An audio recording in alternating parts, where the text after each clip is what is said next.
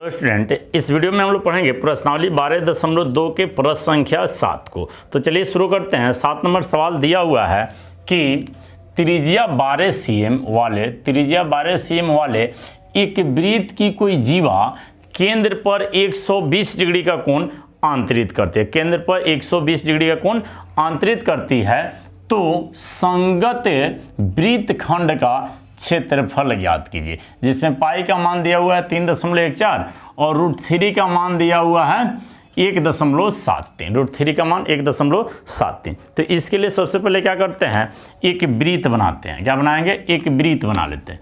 इस प्रकार से एक वृत्त बना लेते हैं।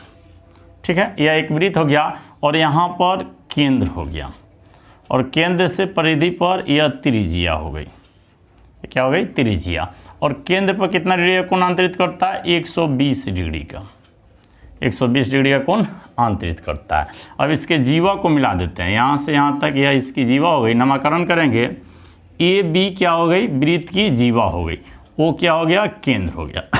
अब यहाँ पर सवाल है कि संगत वृत्तखंड का क्षेत्रफल कहता है ज्ञात करने के लिए। तो इस आकृति में वृत्तखंड कौन सा है? तो यहाँ पर थोड़ा सा ध्यान देना है। यह वाला जो भाग है जिसको हम कलई कर रहे हैं, यह हो जाएगा संगत वृत्तखंड। इसी का क्षेत्रफल ज्ञात करना है। तो इसके क्षेत्रफल को ज्ञात करने के लिए क्या करेंगे? थोड़ा सा ध्यान देना है। इसमें त्रिज्यीय खंड के क्षेत्रफल में से त्रिज्यीय खंड ओ ए और एक बिंदु यहाँ पर देते हैं P B, O A P B, यह त्रिज्यीय खंड का क्षेत्रफल में से त्रिभुज ओ ए बी का क्षेत्रफल घटा लेंगे तो वृत्तखंड का क्षेत्रफल आ जाएगा। क्लियर? कोई दिक्कत नहीं है। तो चलिए इसको हल करेंगे और लिखते हैं यहाँ पर, चूंकि वृत्त की त्रिज्या 12 cm है तथा जीवा ए बी द्वारा केंद्र पर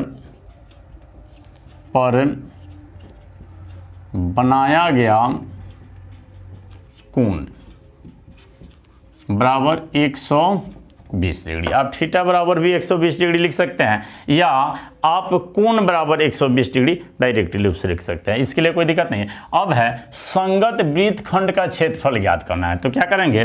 चूंकि संगत वृत्तखंड का क्षेत्रफल बराबर त्रिज्यीय खंड का क्षेत्रफल, त्रिज्यीय खंड का क्षेत्रफल माइनस त्रिभुज ए ओ बी का क्षेत्रफल। क्लियर? वृत्तखंड का क्षेत्रफल याद करने के लिए, इस वृत्तखंड का क्षेत्रफल याद करने के लिए त्रिज्यीय खंड के क्षेत्रफल में से त्रिभुज का क्षेत्रफल क्या करेंगे? घटा लेंगे। और घटा लेंगे तो सामने आंसर आ जाएगा। ठीक है, त्रिज्यीय खंड का क्षेत्रफल था θ/360 πr²। और यहाँ पर देखिए, यह जो त्रिभुज है जिसमें यहाँ पर त्रिज्या 12 cm है, यह भी 12 cm है और यहाँ कोण कितना डिग्री का बना रहा है? तो 120 डिग्री का बना रहा है। जब आपको त्रिभुज कौन सा यह पता नहीं रहे कि समकोण त्रिभुज है, समद्विबाहु त्रिभुज है या समबाहु त्रिभुज है, तो क्या करना है? त्रिभुज का क्षेत्रफल वहाँ पर लगा देना है 1/2 r² sin थीटा। ठीक है, कोई दिक्कत? यहाँ पर यह त्रिभुज का क्षेत्रफल हो जाएगा। क्लियर? कोई दिक्कत नहीं है। चलिए इस पर मान रखते हैं। तो थीटा का मान हो गया 120/360।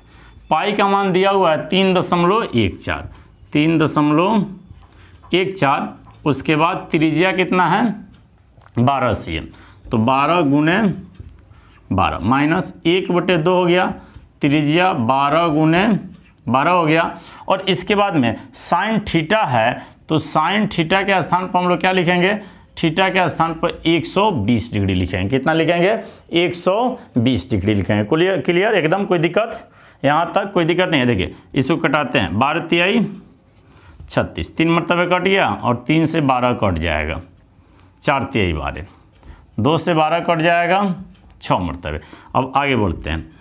3.14 गुने 12 गुने 4 घटाओ 6 गुने 12 अगुने साइन 120 डिग्री का मान साइन 60 डिग्री के मान के बराबर होता है। साइन 120 डिग्री का मान साइन 60 डिग्री के मान के बराबर हो जाएगा। तो साइन 60 डिग्री का मान कितना हो जाएगा? √3/2। यही मान साइन 120 डिग्री का भी होगा। तो यहाँ 2 से कट जाएगा 3 मरतबे। क्लियर, कोई दिक्कत नहीं है। चलिए आगे बढ़ते हैं, इसको गुना करते हैं। 12 चौका 48, 3.14 में 48 से गुना करेंगे।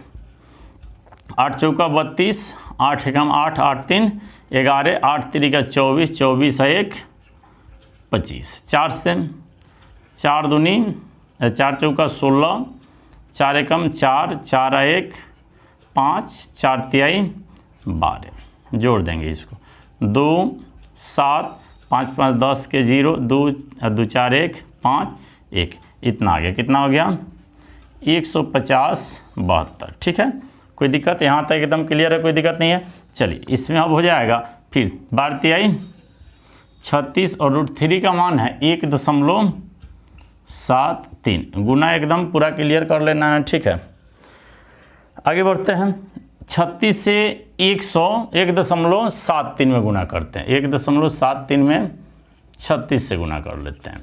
6 तिया 18, 7 छक 42, 1 43, 6 एकम 6 4 10, 3 से 3 तिहाई 9, 7 3 का 21, 3 एकम 3 2 5, 8 9 3 12, 1 1 2 6 5 1 6।